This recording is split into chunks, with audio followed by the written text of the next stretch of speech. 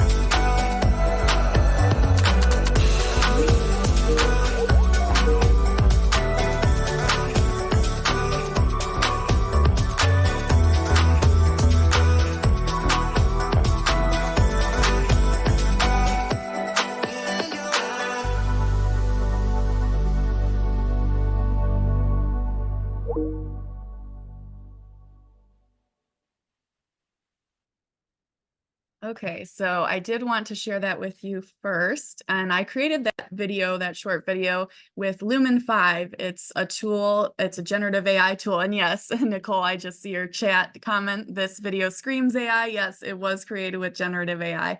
So I did want to share that with you just as a starting point to show you what one tool is, Lumen 5, that you can use to create quick videos. So now I want to share my slides with you. So give me just a moment. Okay, so I'm going to discuss generative AI beyond ChatGPT today with you. And again, my name is Breanne Kirsch. I do work at Briarcliff University in Sioux City, Iowa. And today's agenda is what is discriminative AI versus generative AI? And then I'll talk a little bit about some of the types of generative AI out there, as well as some challenges that are intertwined with generative AI.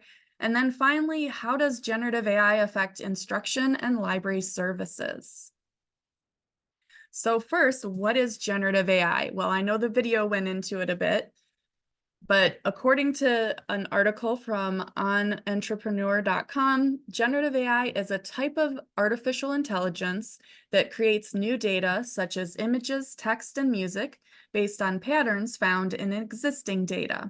It works by learning the underlying structure of the data and then using that structure to generate new content. So unlike discriminative AI, which focuses on classifying or labeling data, generative AI creates new data that didn't exist before. So that's the difference between generative and discriminative AI, if you're unfamiliar with those terms. So a little bit more information here.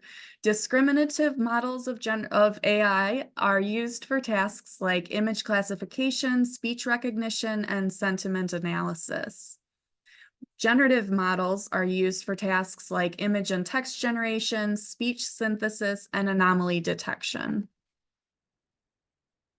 And there are many types of generative AI out there, and more are being created as we speak.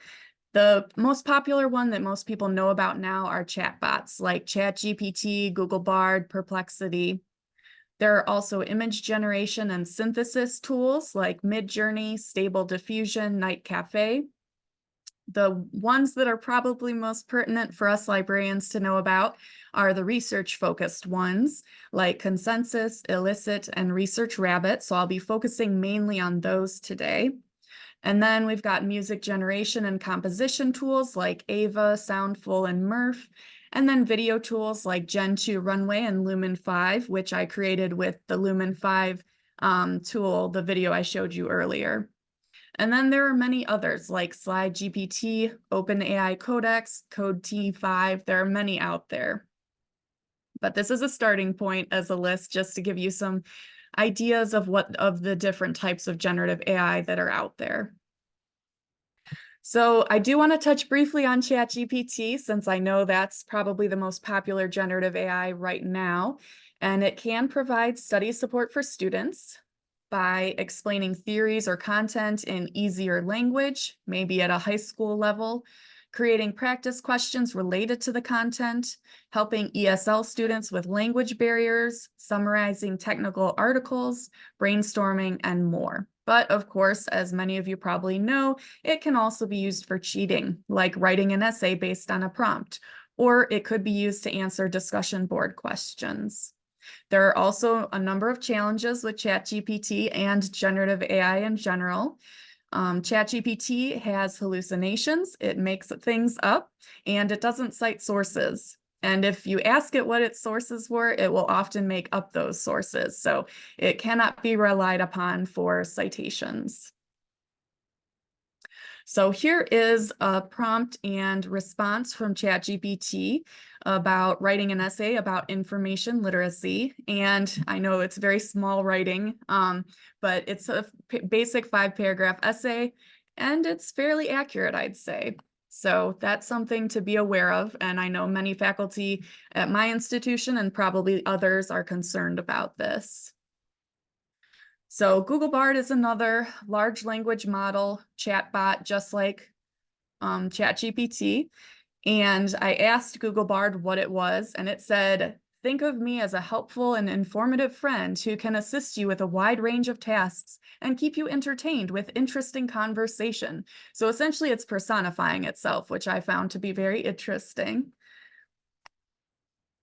And then here's another prompt example from Bard. I asked it to write me a 5-paragraph essay about why information literacy is important, similar to the previous prompt for ChatGPT. And you can see in the screenshot there the response from Bard. And again, it's fairly interesting that the response it gives. And then I did want to touch on Perplexity, which is another language model.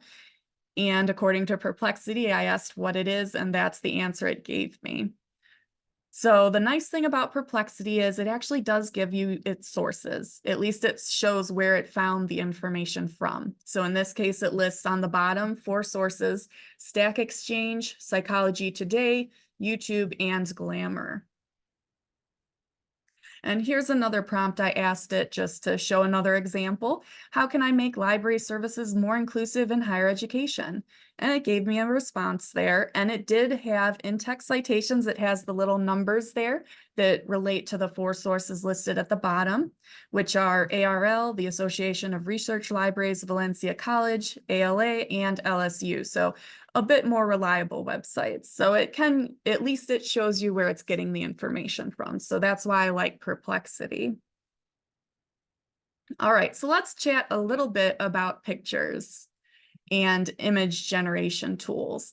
I'm most familiar with Night Cafe for these tools, and I use the prompt photorealistic college students and professor working on a project in the library, and it brought up these 4 images on the right-hand side of the screen. And it's pretty interesting. Now, I will say some of these are not so good with the eyes or the specific features of people or animals, so you can get some very wonky looking images. But this could be used for maybe creating images for flyers, for marketing or outreach materials, and there are other possibilities too. But one thing to be aware of is intellectual property and copyright. So this information is copied directly from the Night Cafe Terms of Service. And I'm not going to read you the whole thing, but essentially they're saying that you indemnify us from and against any liability that we may suffer arising from the claim that the content you submit to the site infringes, misappropriates, or violates a third party's rights. And so the basics are that your artwork could potentially infringe on third-party intellectual property rights. In other words, it's using images from other sources to create images based on your prompt. So depending on how similar it is to copyrighted material, it could infringe upon their rights. So that's something to be aware of. But if you're just using it to create an image, a general vague image, such as for a book cover, you could probably be okay doing that. For example, my husband is an author, and when he publishes his books, he actually uses Night Cafe and other generative AI tools to create his book covers. And I see we might have a question, so I'll pause here. We did have one question that came in, which was just asking about what are the prompts that were being fed to get that 5-paragraph essay? Sure, I think I had it on that page, but let me go back and see. I did see that Jane did share that one of the prompts was write me a 5-paragraph essay Yes. on why information literacy is important. Yes, that's the prompt for Bard that I used. And then this one was, can you write an essay about information literacy? So that's the one I used for ChatGPT. Sorry, I didn't make that clear earlier. Was that the only question at this point?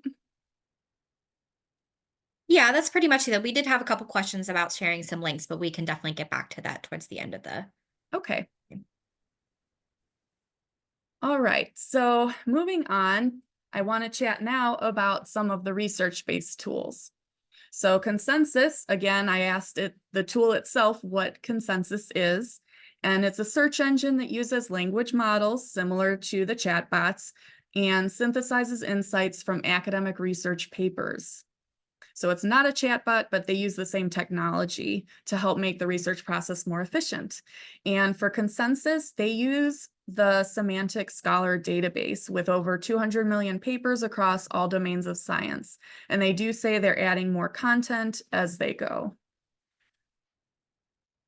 So a few screenshots from the tool. I did use the prompt, how do faculty and instructional designers use universal design for learning in higher education? That's similar to my topic for my dissertation. So that's something that you'll see throughout the next few examples here.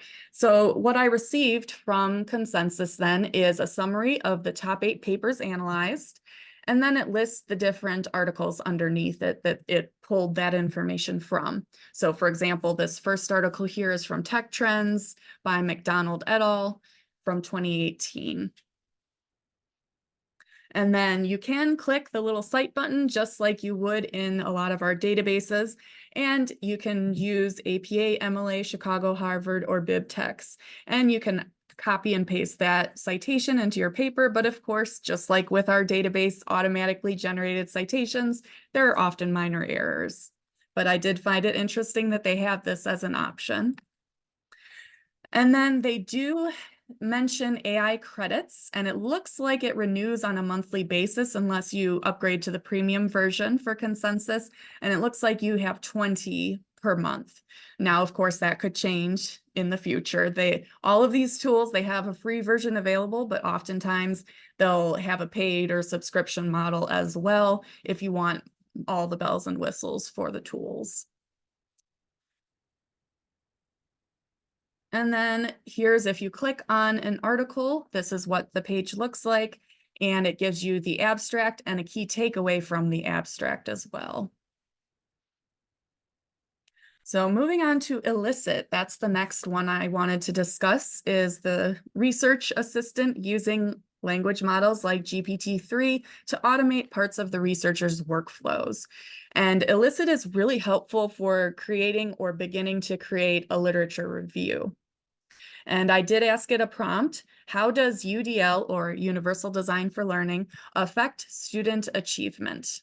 And this was the summary it gave me of the top 4 papers. And it cites its sources in the text of the paper, or in the text of the summary, which I found very helpful. At least it's giving me accurate information from sources that they know, where they're getting the information from. In this case, several articles, 2017, 2012, 2011, 2017. And it gives you the first author's last name as well. And then here are the actual articles that summary came from. And then it has an abstract summary as well.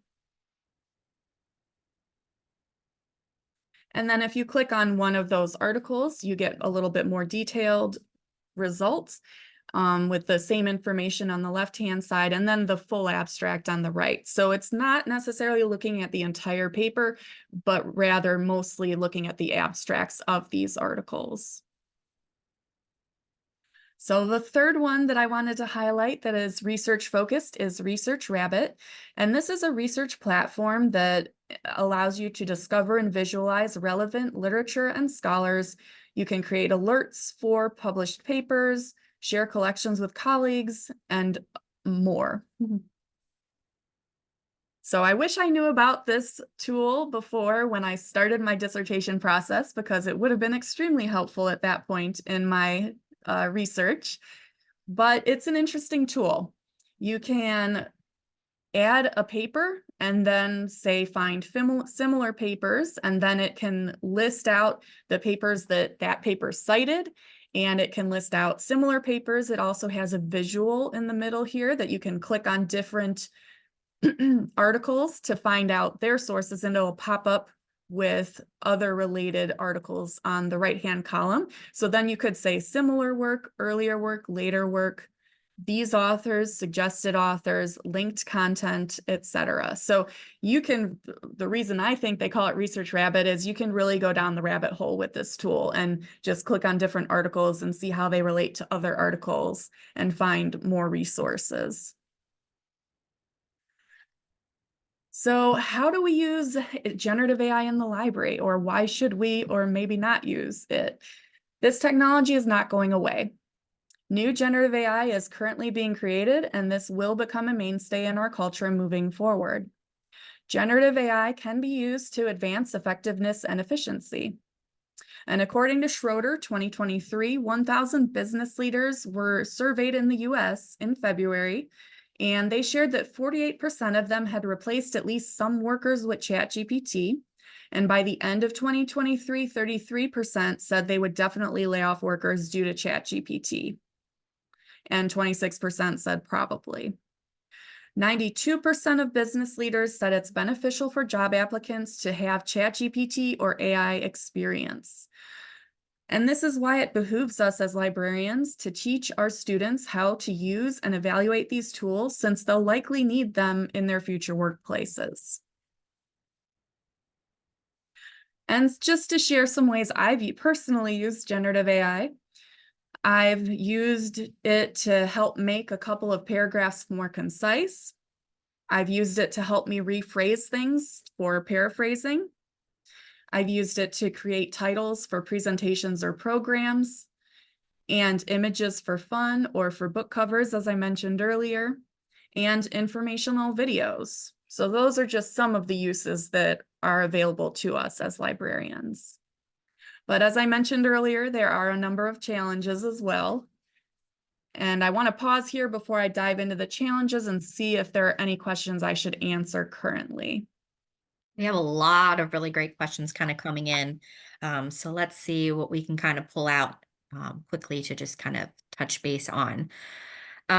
We had some questions too earlier, which was like, how can it determine what the top 4 articles would be? That might be previous to what we're talking about now.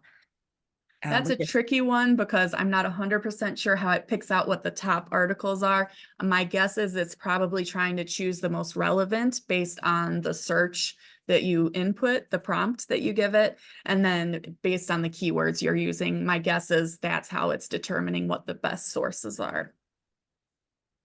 Great. We also had another question that was asking, is Elicit reviewing full text to retrieve these papers? If so, how is it accessing scholarly literature behind paywalls, or how can it gain access to proprietary databases? Yep, that's a good question, and I believe it's just reviewing the abstracts. Okay, great. I'd say let's touch base maybe on one more question, then we'll continue on. What body of sources do Elicit and Research Rabbit use? You said Consensus is using Semantic Scholar. Doesn't Web of Science do something similar? Also, can you find similar articles on PubMed?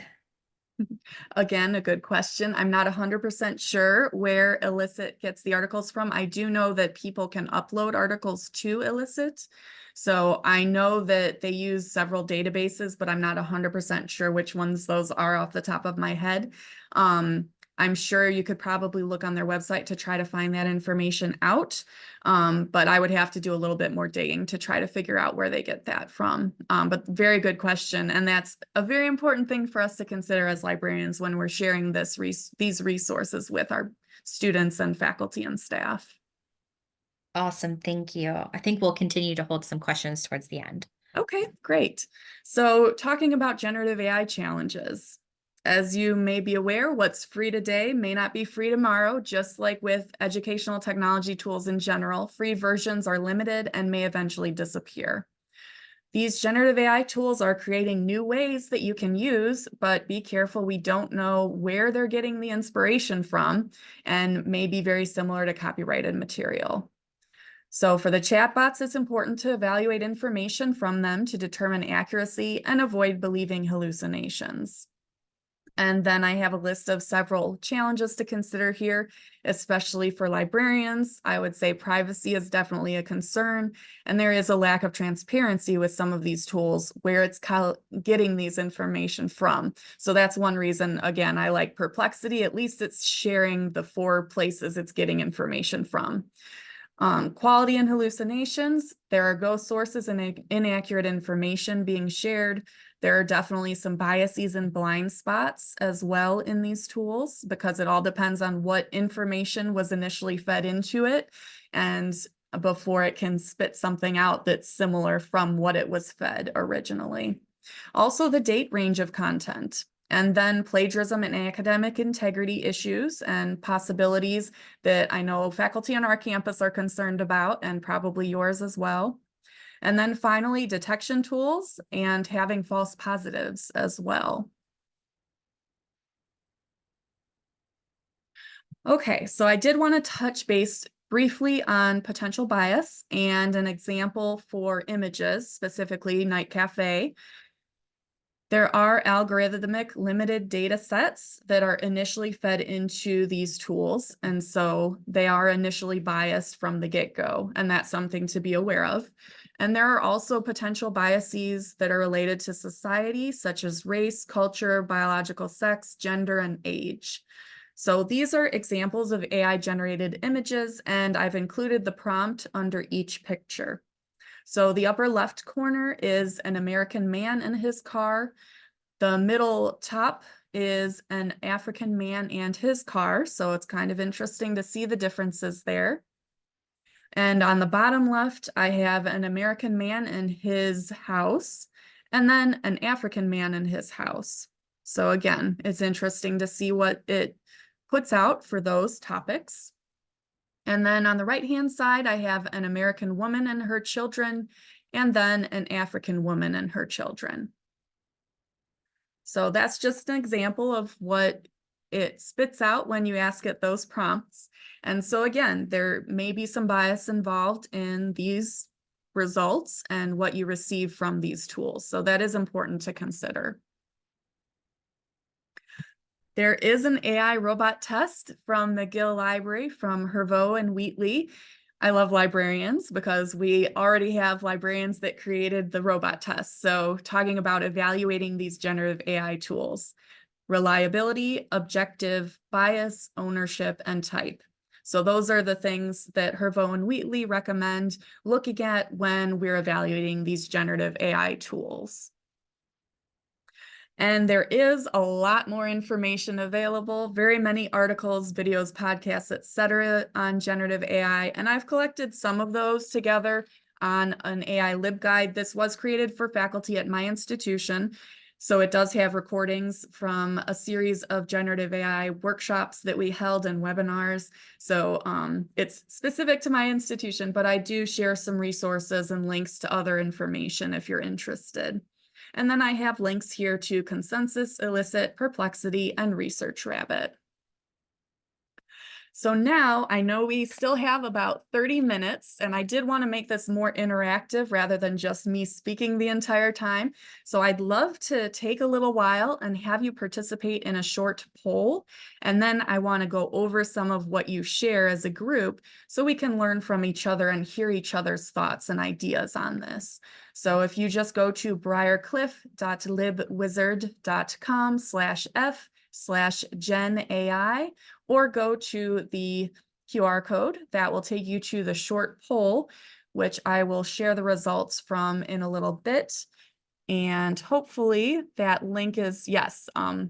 Thank you, Colleen, for sharing the poll link in the chat as well.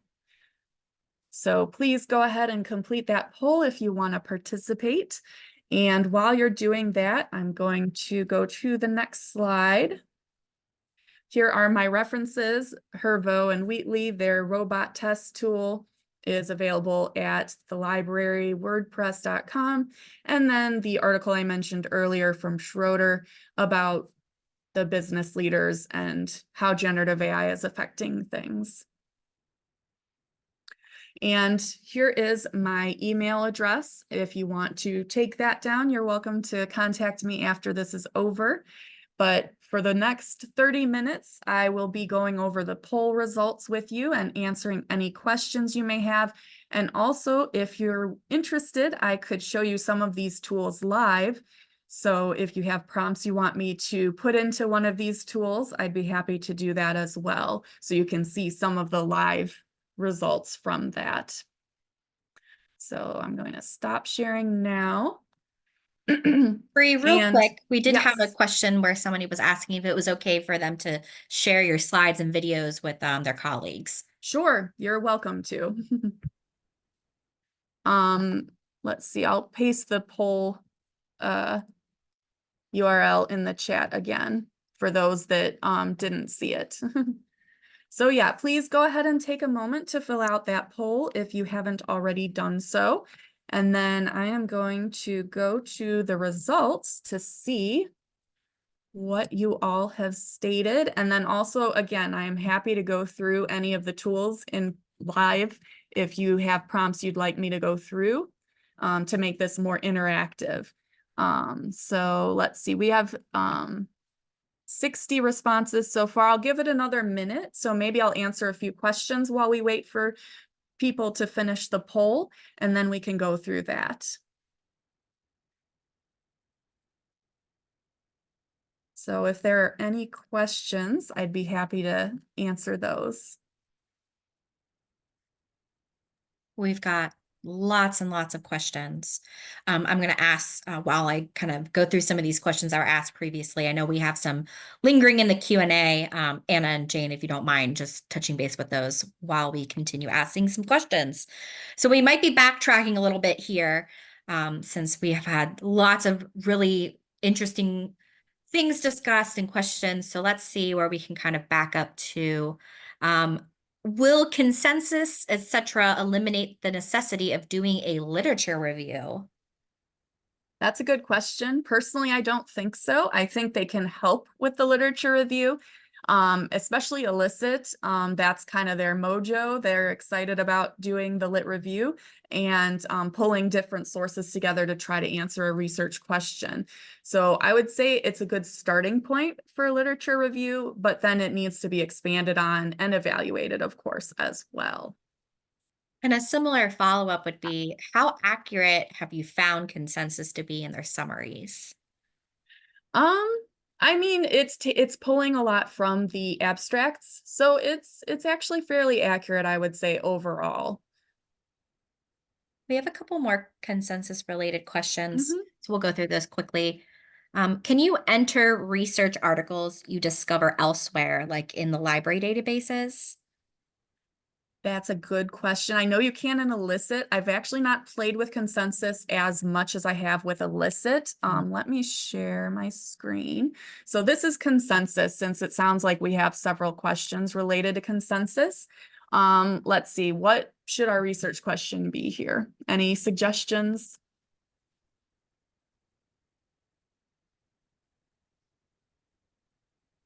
Okay, I see one from Vicky. I'll put that one in.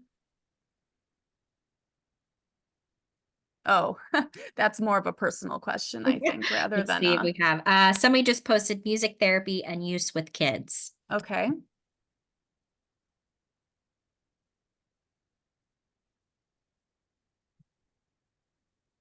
All right, so I asked it, how is music therapy used for kids? So it takes it a moment. And of course, it does still say summary for the beta. Now it says for this one, top 10 papers analyzed. These studies suggest that music therapy is used for kids to manage pain, reduce anxiety, aid in rehabilitation, promote development, and improve communication in various settings, such as hospitals and palliative care programs. So if we scroll down, it gives us the actual citation information, or at least the information about the tool. And this one, it looks like, is a meta-analysis, which is helpful to know. And then another is a meta-analysis, and it says it's a rigorous journal, so that's interesting. So it does have some additional information as well. And again, this one, it says it's a literature review and it's highly cited. So then if I just click on one to see what it looks like, it gives us a key takeaway here. Music therapy has potential benefits for various medical conditions, but most valid clinical research is needed to confirm its clinical value and develop standard assessment tools. And then I'll scroll down so you can take a look at the abstract and see if you agree with that key takeaway or not.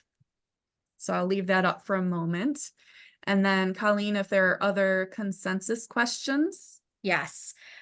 We do. Somebody asked, Maggie asked, do prompts and consensus have to be phrased as a question? Good question. I've always put in a question because that's what it asks. Let's try music therapy for kids and see what that gives us.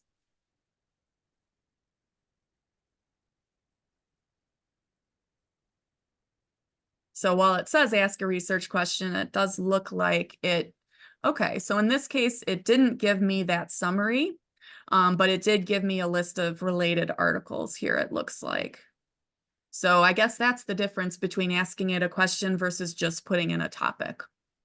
Good And question, though. somebody also commented, but does this source actually exist? When it comes to what it's As putting far as back. I know, yes, the sources do exist in consensus. Somebody else will have to correct me if I'm wrong, but it does list the article information and everything and how many citations it has and things like that. So I believe this is a more accurate tool because it's pulling from the semantic database. Okay, let's switch gears a little bit and we'll head out towards, we had one question where a comment saying consensus appears to be more sciences focused, but how about elicit? What does elicit focus on? Well, I will agree consensus, the initial input was science focused, but they are expanding it out from there. So there may be other information in there, and it is growing, in other words, into other subject areas. Illicit, I would say, is a little broader. I don't believe they necessarily started with the sciences or natural sciences. So I think that that's a little bit on a broader scale. Good questions. We kind I'll of going stop to go sharing for now. towards Research Rabbit now. Okay. Does Research Rabbit go in both directions for citation? So, i.e., the ones that cited that paper or just the ones that paper cited? Good question. I will pull up Research Rabbit because I find that easier instead of just talking about it. So you can go through and see some of these sources. I actually have a UDL folder because that's what my dissertation is on. So I was just exploring with UDL. So you can check some of these if you want to, and then you can click on one to find related articles. So you could click similar work, and then it will pull up a list of similar works. And then it will also pull up connections between your collection and 40 papers. So you can zoom in because I know it moves around a lot. And then you could click on specific articles in here, like this is a newer, more recent one, Carballo 2019, and select that paper. If the PDF is available, like if it's an open source, it will even have the PDF right there for you, which is really nice. So then I selected this paper. It gives me the abstract. It gives me the authors and the title and the journal, etc., the year, number of citations, at least the ones that it's aware of. And then it has more information here. From here, I can say, oh, I want to look at all of its citations. So then it shows me the citations and it has the list here. And again, you can just click on every single one of these. You can zoom in and zoom out. I really like the visual comparison of the different articles. So I find that to be very interesting. Is there something else people would like to look at within Research Rabbit? There was another follow-up question that was asking for Research Rabbit, are they all just open access or what is missing?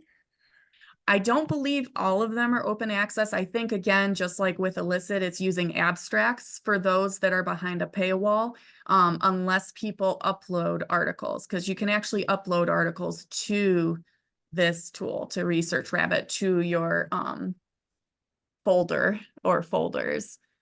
Okay, let me just So, quickly look yeah. through the chat just to see if any other Research Rabbit questions came up. Not necessarily seeing any, so we'll continue through the list. Okay. Do any of these Elicit, Perplexity, Research Rabbit work as a plugin that can search subscription access databases from your institution? I have heard you can do that with ChatGPT 4, which has access to the web and can cite its sources like your Perplexity demo. That's a good question. As far as I know, not yet, but I'm sure that might be something in the works for the future. But good question. I think a little bit more of an existential question. Are our databases obsolete now? That is a good question. I would say no, not yet. You know, there will always be a paywall for some of these scholarly articles and journals. And so I think that currently and for the near future, I think our databases are just going to still be needed, especially for things behind paywalls. But yeah, with the movement towards more open access, I mean, we'll see down the road what happens. It'll be interesting. All right, I think we've spent enough time on questions because I do want to show some of the results from the poll. And then if there's more time after that, then we can jump back into the questions if that's all right with everybody. So Sounds let good. me We'll definitely pull keep those up. we'll keep a list of all these questions coming in, and obviously post this webinar, we'll be able to share some of that responses back later. Great, thank you. Okay, so let me just pull these up here and then share it with you. Okay. All right, so let's see here.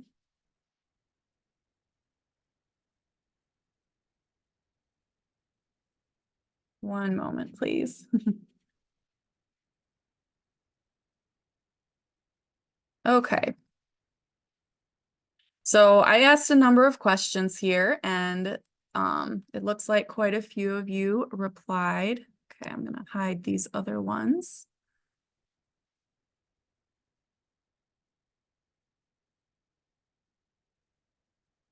And then we'll take a look at some of your responses.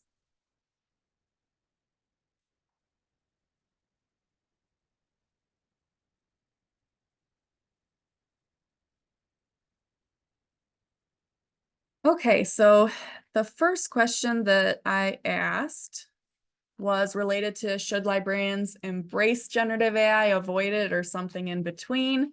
So just to scroll through, it looks like quite a few said embrace generative AI. Some of you said it depends, and I agree. Let's see, too early in the process. Okay, so I'm not really seeing avoid necessarily. Oh, there's one avoid here. Encourage, embrace with caution.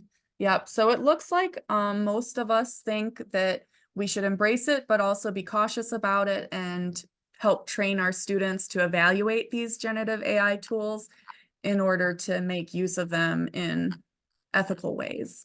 So great. Thank you for sharing that. The next question was related to usages of generative AI that you're comfortable with. And let's see. Generating lists, basic coding, brainstorming, summaries. Okay.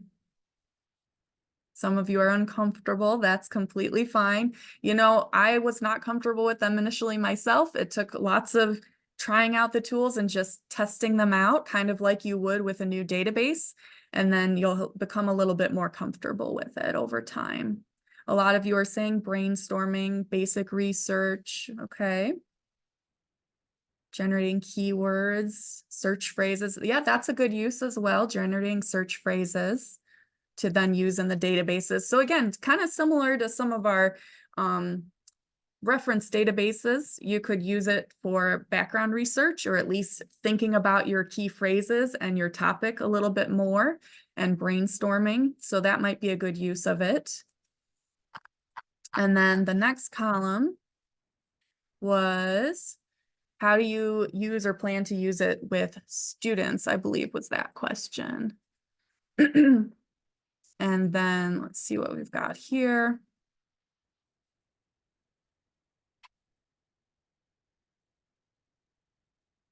So graduate science students will try editing text. Interesting. Unsure, maybe a standalone workshop on AI tools. Using generative AI to generate coloring pages for a study break last semester. Interesting, that's a great idea. Teach different ways it can be used in the profession. And I'm just browsing. I'm not going through all of them, of course, because there are a lot of great answers here. Citing and evaluating, depending on the tool, I assume. An AI literacy course, neat. Show students pitfalls of not verifying sources or citations, great. Not sure. A short intro, not sure, a lot of not sures, and that's okay. At least you're getting a glimpse of what generative AI tools can do. Oh, and I like this one. Titles for programs. I'm terrible at that. Yes, I agree. I'm very bad at coming up with titles as well. And I've used ChatGPT several times to come up with titles. So yes, that's a very good use for it. And a number of I don't knows yet. And that's okay. You know, it's still new to all of us. We're still trying to figure all of it out. But I'm glad we're starting the conversation more, which is one of the reasons I'm considering doing a generative AI-based conference for librarians in the future, which is what those last questions were related to. And then this next one about for library instruction or library services. It looks like some of you have played with ChatGPT and Bard, chatbots when nobody's online, chat reference. Okay. Still figuring it out. Okay. Emails, internal communication, and marketing. Interesting. Interested in AI in medical or patient services. Yep. And I think a lot of people are still trying to figure out how it can be used within different situations and contexts.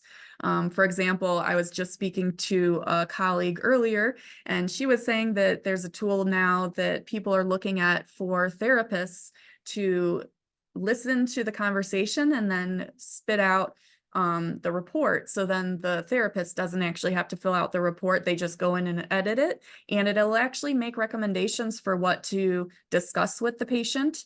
If they're missing something that insurance would require them to go over, it will remind them to go over that. So there are some definite areas that generative AI can be used within different realms. So it will definitely be interesting to see down the road what happens. And that is one of the reasons I think as librarians, it's important for us to help our students become familiar with generative AI and become comfortable just playing and trying out some of these tools for their future workplaces. All right, so I'm going to stop sharing now. And now we can jump back to questions if there are additional questions. And I know we have about 13 minutes left. Boy, do we have more questions. Okay. Lots of really great conversation going on in the chat as well. Circling back to some of the earlier questions too, has anyone successfully pitched to their library that they fund pay versions of any of these tools? Or are we all paying out of pocket for these? That's a good question. And if anybody wants to respond to it in the chat for their own institutions, I'd be curious as well. I will tell you, I have not paid for any of these tools. I have just used the free version myself because I'm a PhD student still, and I don't have money for those sorts of things. So yeah, just like EdTech tools, I'm just using the free versions that are available.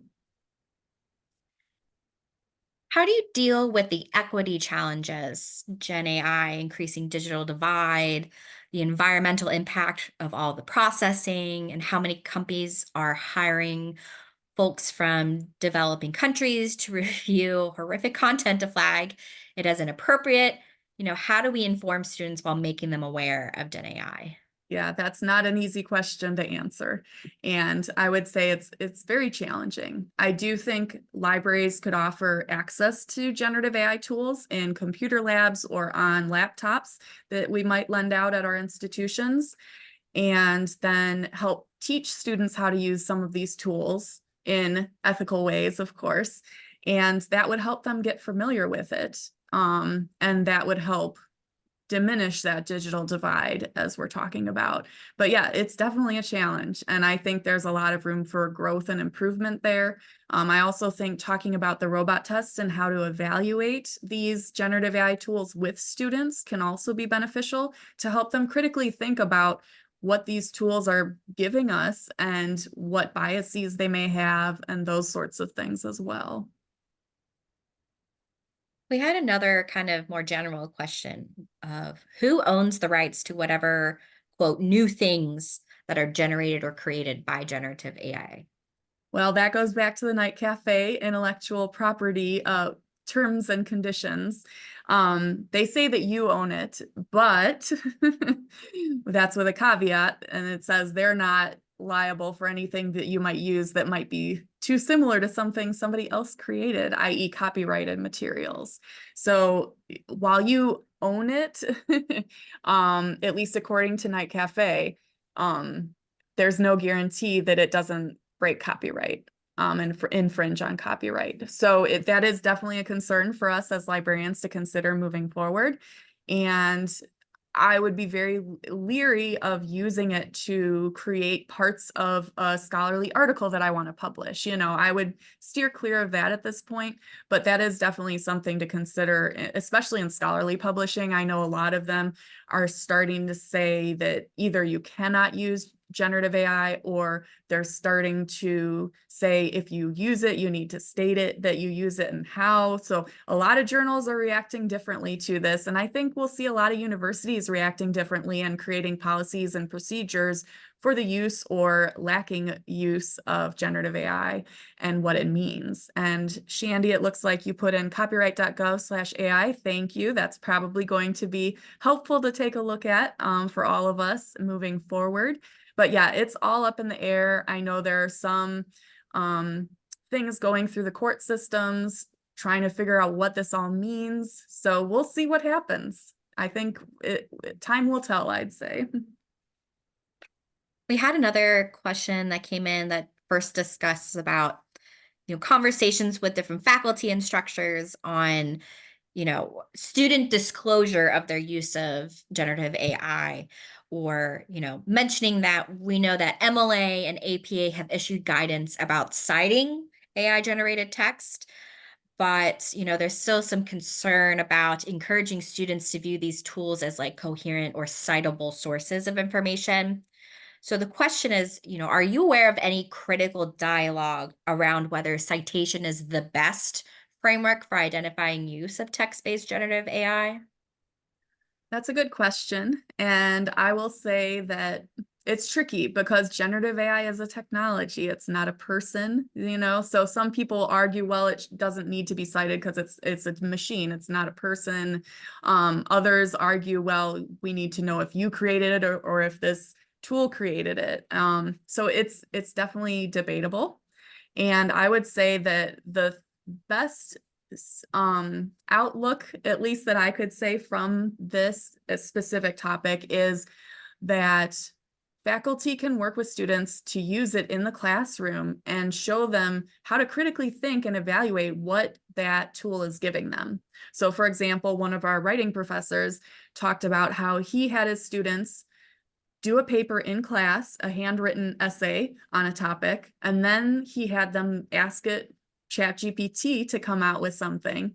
And then he had them evaluate what ChatGPT said, and he had them go and cite sources to either refute or agree with what ChatGPT said. So that can be a really good way to make use of generative AI in the classroom, is to help our students become critical thinkers in using these tools and figuring out how to evaluate what it's producing and looking at it through a lens of a critical lens. Just a quick question. I see somebody raise their hand. If you have a question, please submit it in the chat section so we can get to that.